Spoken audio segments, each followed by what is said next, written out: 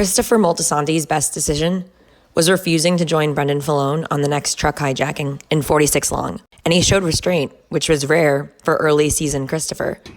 We have to stick together. Why be in a crew? Why be a gangster? While this may seem like a pretty small decision in the grand scheme of things with all of what Christopher goes through, I think this was important for setting up the stage for him to actually be someone who can advance in the organization. Thanks for the thought. But get out of my fucking face. Puss realizes something is off, and he hightails it out of there. Good thing he keeps a suitcase in his car, huh? Keep a suitcase in my trunk.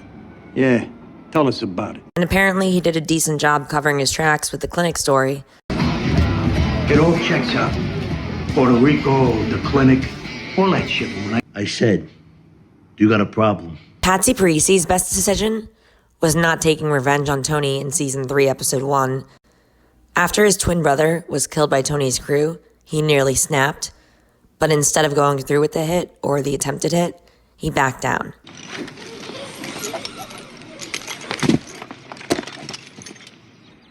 What should we do?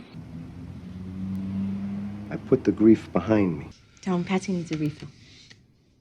No, don't, huh? Sit down. Just in time. I was just gonna make some coffee. Yeah? How's Junior? Being fiercely loyal and proactive for Junior, he was one of the few people Junior could fully count on. He also helped keep Junior's crew in line, which was key in maintaining Junior's legitimacy, at least temporarily. Junior Soprano is the new boss, and he ain't respecting old arrangements. While he ultimately overstepped and got clipped, his early moves showed initiative and a willingness to step up. I'm talking to him, and he's looking at his reflection in the plexiglass. Imagine getting a facelift. 1 week later, you're in jail. Can you imagine that? You get a facelift, and 1 week later, you're in jail? For Albert Barese, he made a great decision to not go along with Richie when Richie approached him about going with him and trying to take out Tony. Richie, what's Larry gonna do? Some people are stuffing themselves. Some people are out there stuffing themselves. He was very straightforward with Richie. He's in no position to go into the unknown, not known. How about you, Albert? Make a move against Tony Soprano? No way. Hey, Mom Olivia, how are you? Do you remember me, Larry Boy Barese? Well, I know who you are. Yeah, you lit an apartment house on fire and scared your mother half to death. Larry Barese, when he decided to blame the Willie Overall murder on Jackie Aprile Sr., rather than Tony Soprano, the person who actually was responsible, that was a good move. Jackie Aprile. What? You heard me. Larry told him J.A. was solely responsible. You Sopranos. Yeah, but Jackie, you go around hoping you and your uncle could settle the thing, just the two of you. Jackie Aprile Sr., while we didn't know him for too long, was known as fair, stable, and diplomatic. The kids who hit that truck, they make restitution to Junior. Done. It's done. He was respected more than feared, I'd say. He stepped in as acting boss after old man DiMeo was sent to prison. Drug me all the way out to this place. I'm walking through the food court. There's some kids spilled fried rice all over me. Take it easy. Keep your voice down. When it comes to Richie Aprile, back in the day, he saved Tony and Jackie Aprile Sr. from the hit parade. He obviously had some clout, and he obviously kept his mouth shut when he did get arrested and indicted. But once he returns, his best days and his best decisions are behind him. What's mine is not yours to give me. Oh, Chef Osobuco. This is a rare pleasure. Or is it medium well? When it comes to Ralph Cifaretto, we know that he's better than 9/10 of Paulie's accountants, but we also know that he's in arrears in the respect department. But this time, with Artie, he's a good accountant, and he's out of arrears. The insurance check's gonna come. I hate to do it, Artie. But I think I'm gonna pass. Sorry. Why not? Because if you don't pay me back, I ain't gonna be able to hurt you. So I know I give Paulie a lot of crap about running his mouth to Johnny Sack. John, I just want to say, I hope your feelings weren't hurt too bad and that it never got back to the missus. But at the same time, I think Paulie may have been the one who made one of the best choices At all these turning points where guys end up dying, he manages to stay alive. Even Janice says, Jesus Christ, fucking Paulie Gautieri. Isn't he dead yet? and there's probably a reason for that. I lived through the 70s by the skin of my nuts when the Columbos were going at it. For Bobby Baccalieri, I'd say his best decision was staying loyal, low-key, and generally out of the fray until much later in the series. A lot of that may be due to the fact that he spent a couple of those seasons really close to Junior, helping him out with all of his health and legal issues. Just like how Bobby says to Tony, sometimes I wish he was my uncle, referring to Junior. I think that Tony may sometimes think to himself, I wish I was more like Bobby.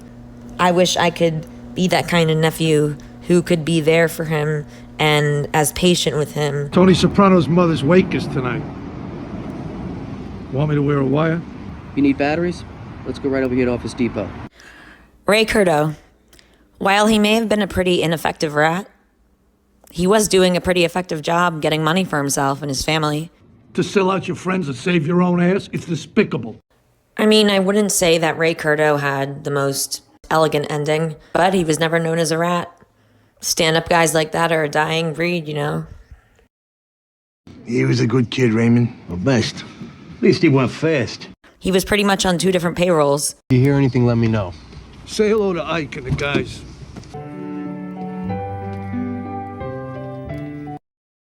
I'd say that one of Junior Soprano's best decisions is authorizing the hit on Brendan Fallone and the mock execution of Christopher in Season 1, Episode 3, Denial, Anger, Acceptance. Hi, Jack.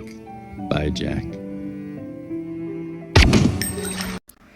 This is peak early Season 1 Junior, trying to stay relevant, laying down the law, and navigating the fragile family politics before things spiral out of control later.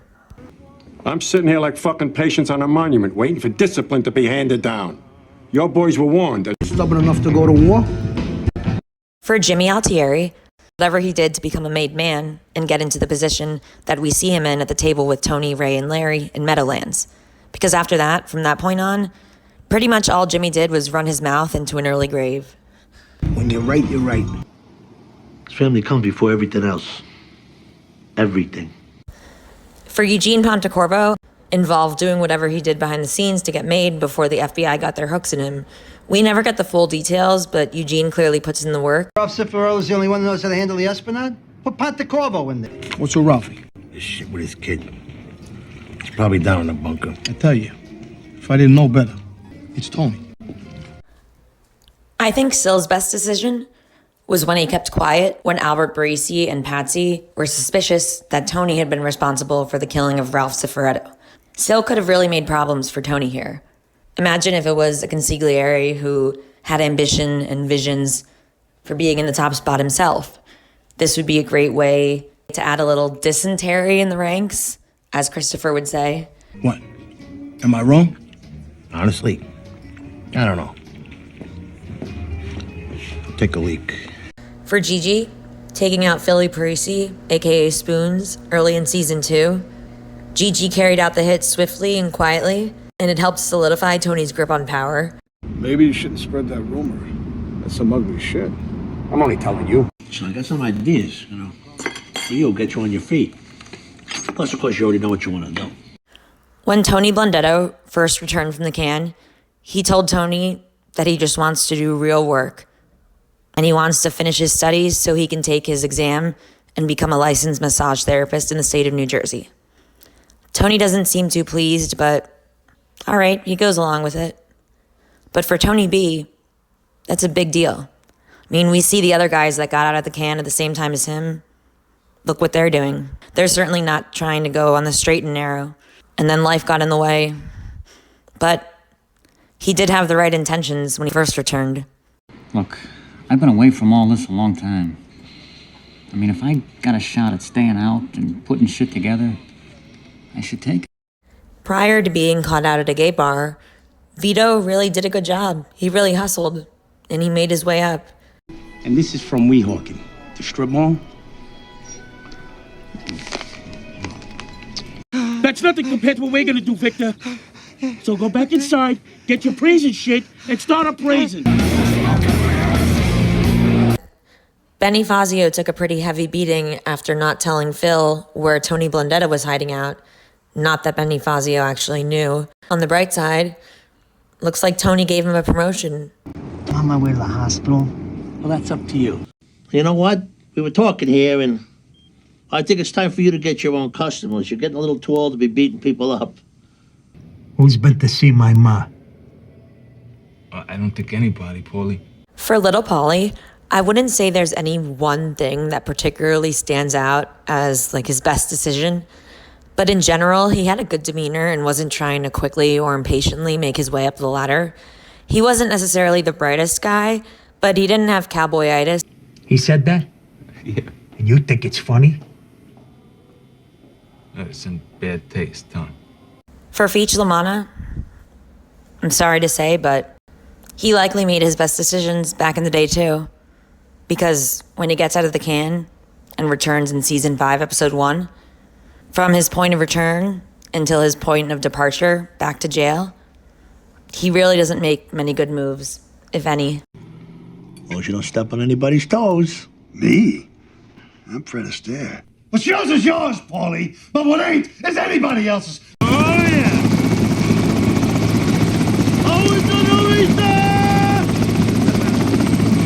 Furio's best decision was when he decided to go back to Italy after nearly killing Tony and making it pretty suspicious.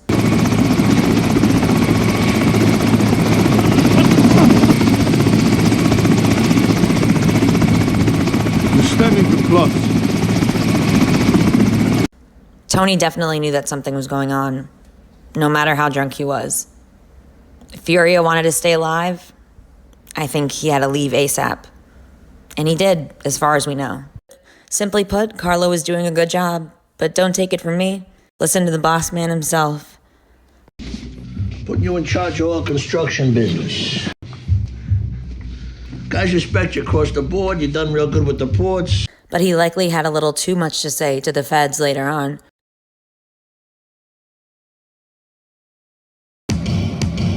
Oh, yeah. Tony's best decision was when he decided not to kill Coach Hauser and instead have the police handle it. How often does a mob boss defer to letting the police handle something, especially involving the subject that it did? At the place? Is he in the house? Yeah. Walk away. Lynn, we are here live as colleagues and neighbors were shocked to hear of charges brought against Donald Hauser. I mean, if you think about it, just regular parents who aren't in the mafia, who aren't mob bosses, would probably be very tempted to go after Coach Hauser, knowing what he did.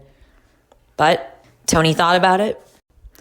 It seemed like he actually listened to Dr. Melfi's advice here. Call the shrink. Tell her the town's gonna go fucking bonus. He thought of his daughter before anyone else. And I think that's what caused him to make the decision that he did, to not have Coach Hauser whacked. Thanks for watching. What do you think were some characters' best decisions? I'd love to hear from you, and stay tuned for more.